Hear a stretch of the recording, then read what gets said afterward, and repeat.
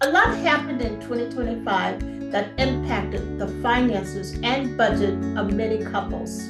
But what were the lessons couples learned, and how can they prepare for the next financial crisis? Stay with us as we talk with a financial coach to answer these questions. We'll be right back.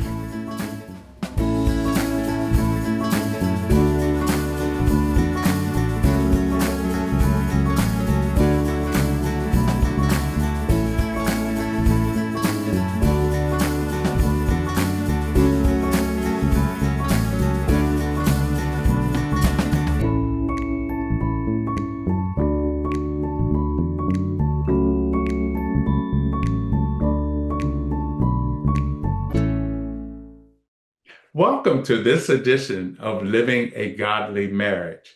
I'm your host, Melvin Green, I'm your co host, Von Sil Green.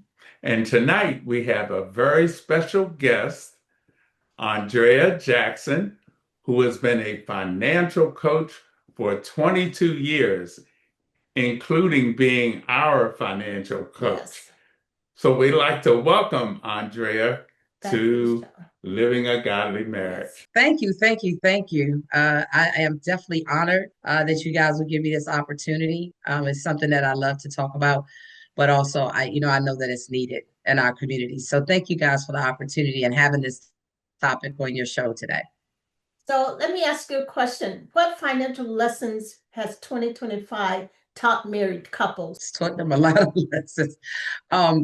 Just one of the things, living in this area, I guess, the DMV, DC, Maryland, and Virginia, you're going to have a lot of federal workers. Many of my clients are federal workers, and it's not just federal workers that are being affected. You have contractors. And so I have households that have federal workers, contractors. And so they saw their incomes affected drastically, whether it was from forced retirement or just simply being riffed. Or I have people that are on severance right now. I have other people who, are being affected definitely by this furlough.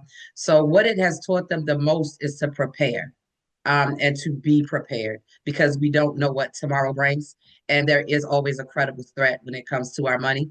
So we need to be prepared for whatever could happen, whatever emergency may happen. It taught them more than anything to be prepared for it. So when you say prepared, you mean they should have sufficient savings or emergency funds saved up? Absolutely. That's one side of it. So you definitely want to have your emergency fund, emergency money saved up. And that can be anywhere from if you're single. Now we're talking to couples, but you may have some engaged people that move into this space or watch the show. So when before you get married, you should be focused on 3 to 6 months of those expenses in your household being saved. Once you're married, you're looking at about 6 to 9 months for emergencies that occur like this. But not just that, you also want to be mindful of how you spend your money.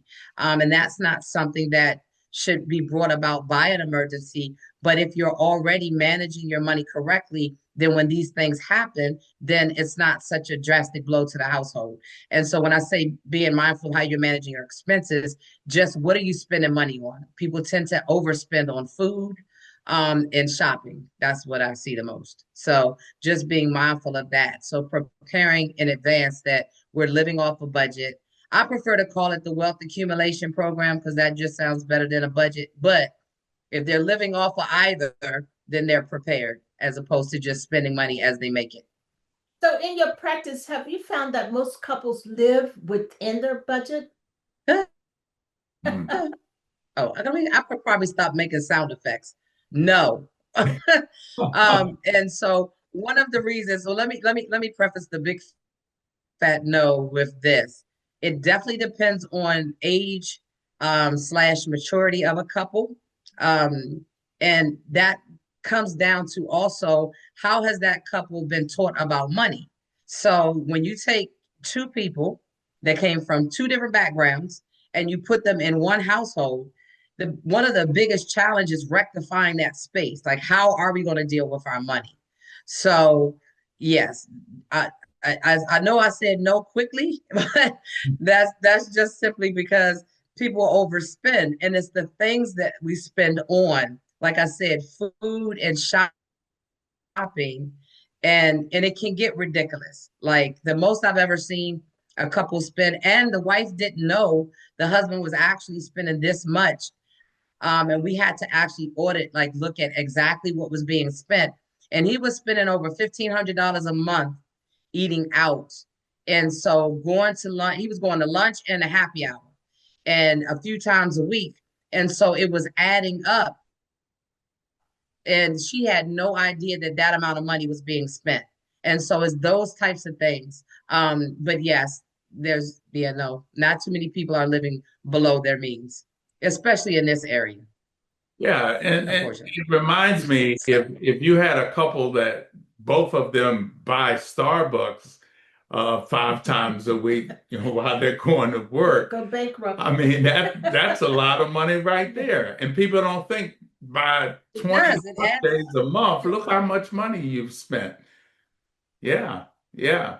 So Now are you imagine saying, if you work downtown. No, yeah, I'm just saying, imagine if you also work downtown and you just having lunch.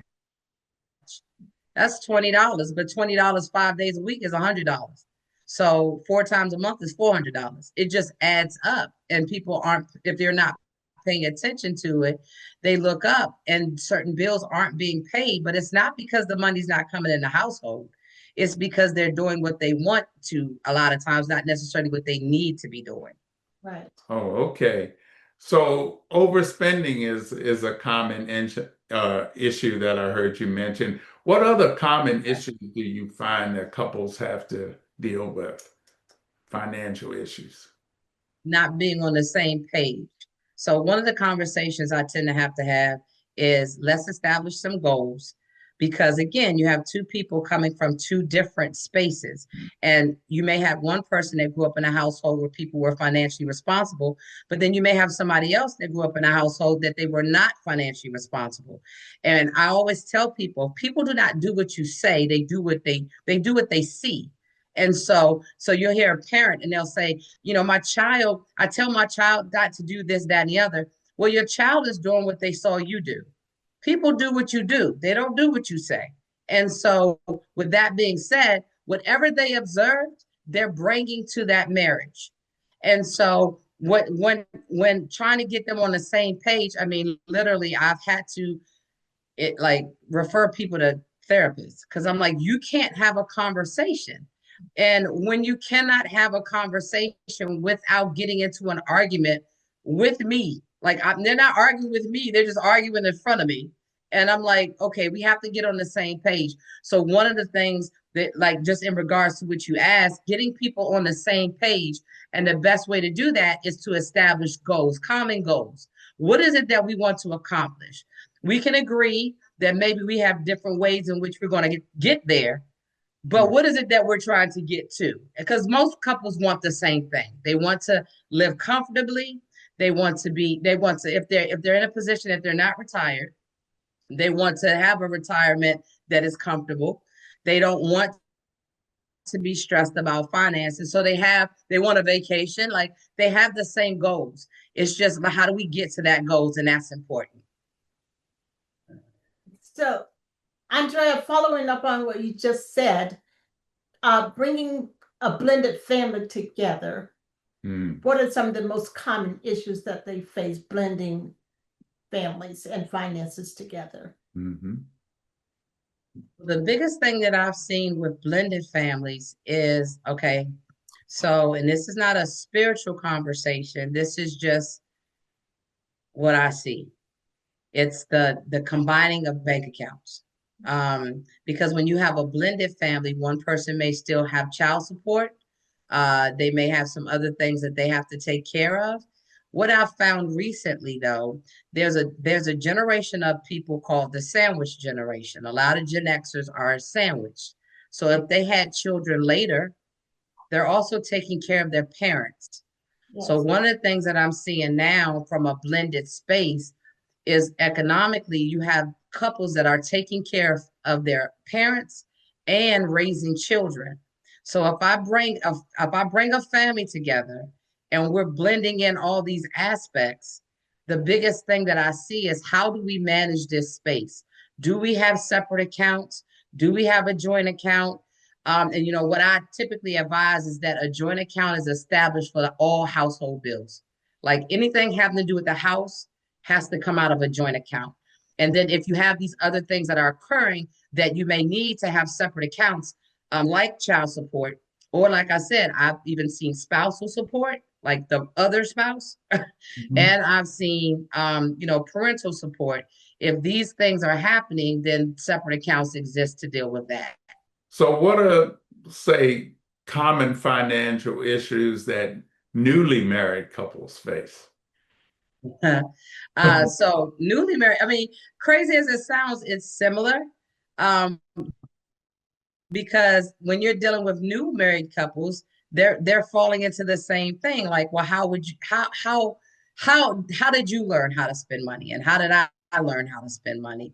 But the beautiful thing is, if they went to any type of counseling that was good, like How I Met You Guys, and so that to me was a great class. I loved that class, and the way that they did that, y'all would conduct the class, and the way that y'all would have the breakout on the financial part.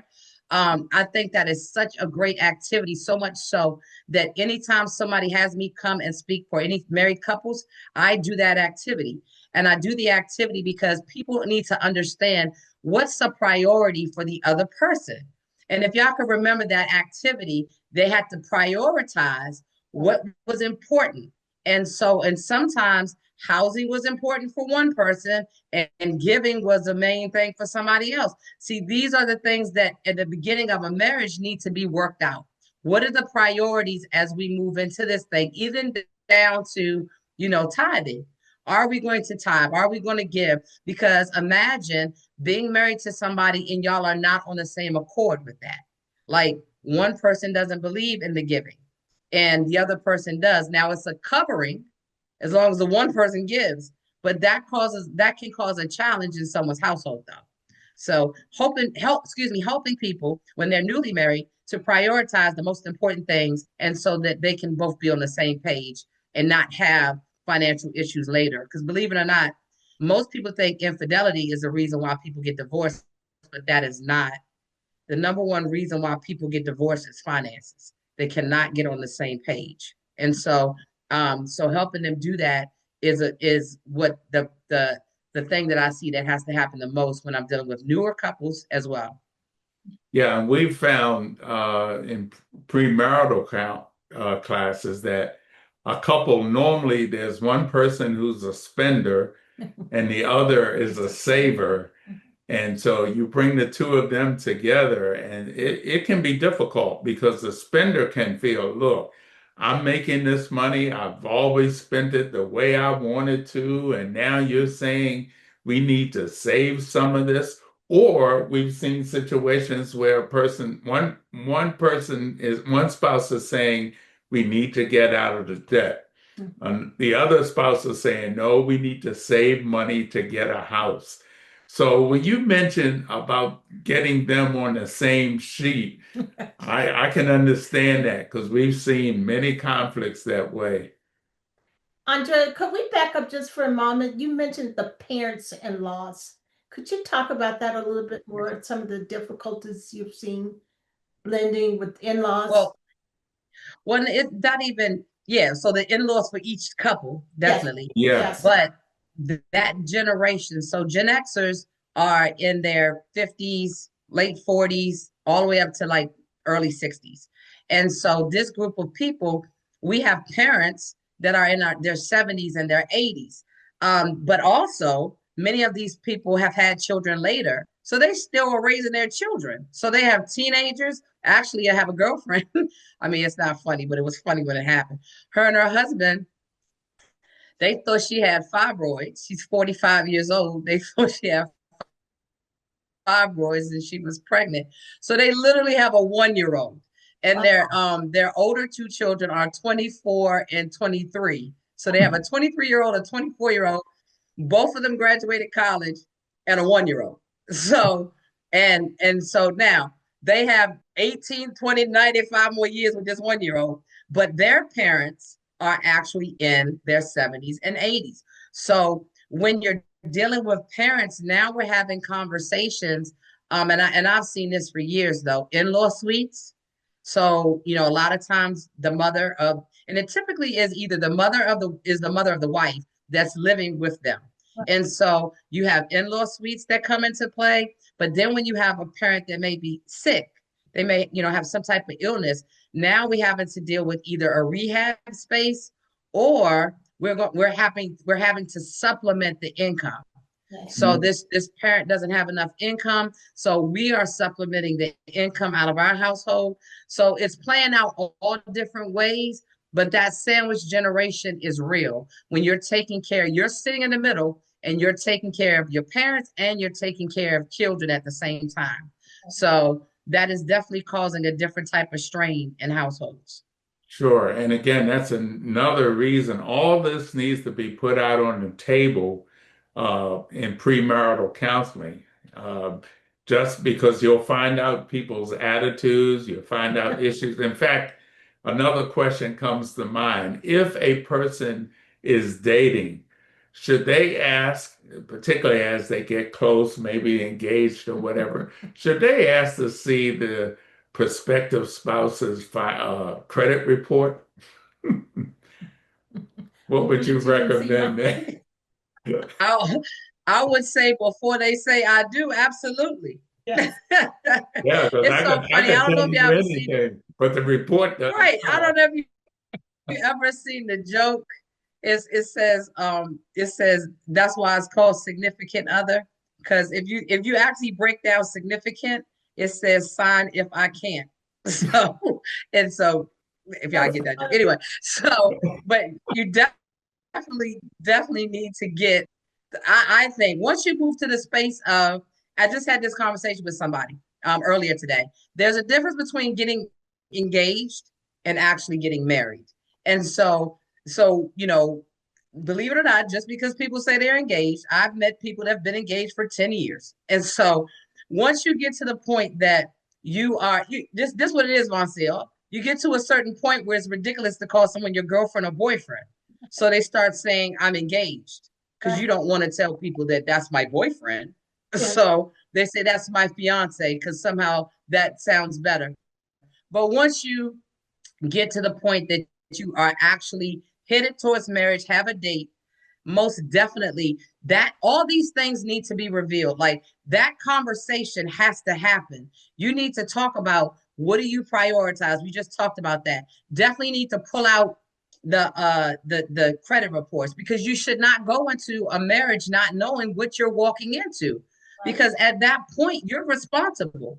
So you need to know this is what it is, and so this is how much debt I have, and so that we can begin to put a program in place. What's you talked about something so important, Melvin.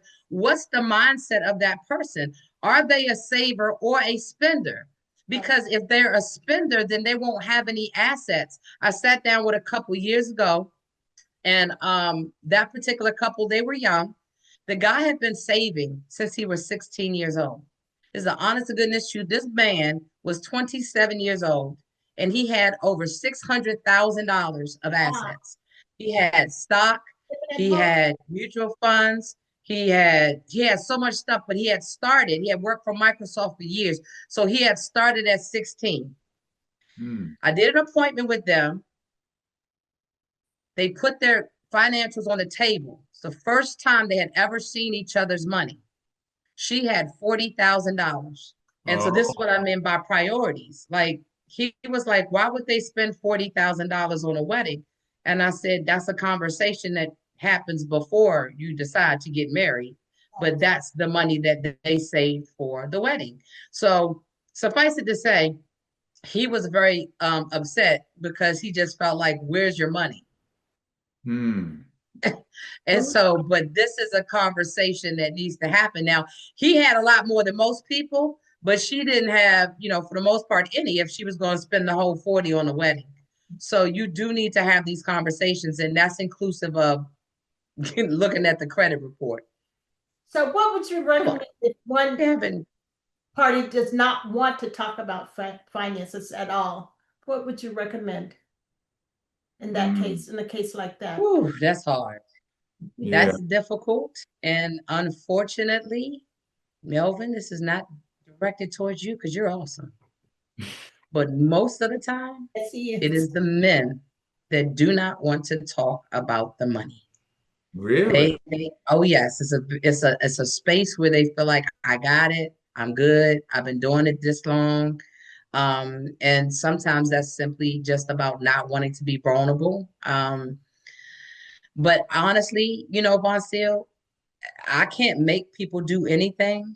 What I will do when I've had those situations is I meet with the spouse that's ready. And, and we talk about what's the best way to cover your household, make sure things are done. But I do that and I let them know that, this is something that's going to have to be worked out because it will turn into a bigger issue later. And that's the bigger problem. Like if you can't talk about this outside of that bedroom, the money is the most intimate thing you have. And if you cannot talk about this money, it's going to cause a problem. And so, I do my best to try to figure out how to pull the spouse in. But if I can't, then I work with the spouse that I can work with in hopes that that other person sees the result and then they will want to work with us as well. So. Okay. Well, how do you work with a couple to help them get out of debt? Oh, that's simple. That's just a strategy. Here's the biggest thing, though. It's just a strategy to get out of debt. But the biggest issue, honestly, is that it takes people years to get into debt, but they want to get out of debt in 5 minutes. And so what happens is all of a sudden they get tired of seeing what it looks like. Like they get tired of looking at that balance. And once I put the strategy in place, it's getting you out of debt faster, much faster than you were on track to do. So therefore, if you simply follow it, you will get out of debt. But what happens is lump sum payments happen. So I don't know, it could be anything, an accident, hit the lottery, whatever. They get a lump sum of money, they retire, anything. People took the buyout. So all of a sudden now you have this money and you want to just pay all, I'll just pay this all. No, stay with the program because the program will get you out of debt and make sure that the other money is working for you.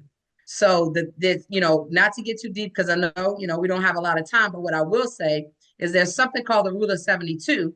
That rule is either going to work for you or it's going to work against you. If your money is compounding in an investment, is working for you. Whatever interest rate you're getting, divided into 72, it'll tell you how long it takes for that money to double. So your money can double every 6 years in the right type of investment, but it also works for a bank. Whatever interest rate you're paying, divided into 72, it'll tell you how long you'll be caught up paying off that debt. And so I try to help people put a strategy in place that we accelerate excuse me, some people refer to it as a snowball effect. We accelerate the debt, get them out of debt sooner, get them out of paying all that interest. And Mhm. then at the same time, we're saving so that, they have both going on at the same time. I don't think one or the other, both at the same time. So, Andrea, let me ask you this question. If an adult child is living at home, should they pay rent to their parents? Is that fair? Okay, so first let me say this. Rent comes with assumptions that you could do certain things when you think you're paying rent. So what my children pay is what's called a contribution to the household. And so I do believe that adult children that are living at home should have a contribution to the household. Mhm. One reason is because in the real world, they have to pay bills. So they need to start now. I get you want to give them an opportunity to get on their feet. But even if you take the money and you put it somewhere for them and give it to them, it's better than them never paying anything. And then all of a sudden they're plopped in this real world and adulting is just so hard. Well, it wouldn't be as hard if they had to pay a contribution early on, understanding that it costs everything you have a key for, you pay for. You have a key to your car, you pay for it. The key to this house, you pay for it. That's how I feel about that. That's Okay. Got a quick question. When should a couple start investing? You talked about building wealth, We know that doesn't happen overnight. So when do you advise a couple to start investing? As soon as soon as they get married. Hopefully they're doing it before, but they definitely need to carve out that space. So they need to carve out a space where they're taking 10%. I'm a believer in the 10-10-80 rule. So 10% they give. That 10% of that household money should be put into savings, but that savings should be divided up into an emergency space, a short-term space, and then a long-term space where they're investing for their future. And so and those are minimum numbers, not maximum numbers. And so they definitely need to go into a marriage, making sure that they are preparing with a minimum of 10%. And part of that should be invested, definitely. Oh, okay. Okay, that's good. Well, we're grateful to you because you helped us get out of debt. You helped us to start the investing and putting wealth. the emergency fund, all that. So the things that you were talking about tonight apply, I would say, to every couple. Yes. And it's something we're just not taught about in school. You sort of learn the hard way. So how can people get a hold of you? Okay, so one way to reach me is they can definitely reach me on my phone number. It's 301-633-8688. Again, that's 301-633-8688. For those who prefer email, they can reach me at my email, which is my first name, Andrea, Andrea, and then it's Lewan, Lewan, and then the word associates. So it's one big long word, but it's Andrea Lewan Associates at gmail.com. And so they can reach me that way. And last but not least, there's a contact form on my website, which is andrealewan.com. So it's just AndreaLewan.com. And on there is a contact form if they want to reach me. Okay. Well, we really appreciate you joining us tonight and giving us that wonderful financial advice. Always right on point with your answers to our questions. And if couples follow it, it will certainly prevent that divorce you're talking about. So Amen. we really appreciate you joining us. Thank you. And as always, like to close, living a godly marriage is the best marriage, especially when you're managing your finances.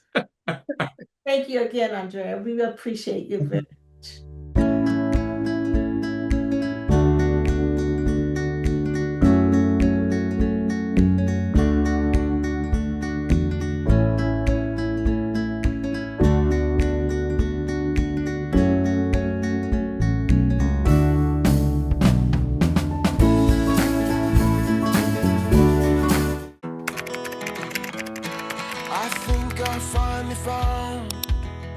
Hey, how you doing? Hey, Mason. Hey, Mason. Got a new house. It's looking pretty cool so far. A place that I call home. I'm teaching Louise how to cook some lasagna.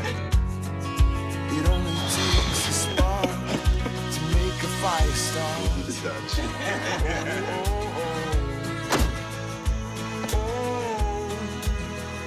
Thank you. Study, please.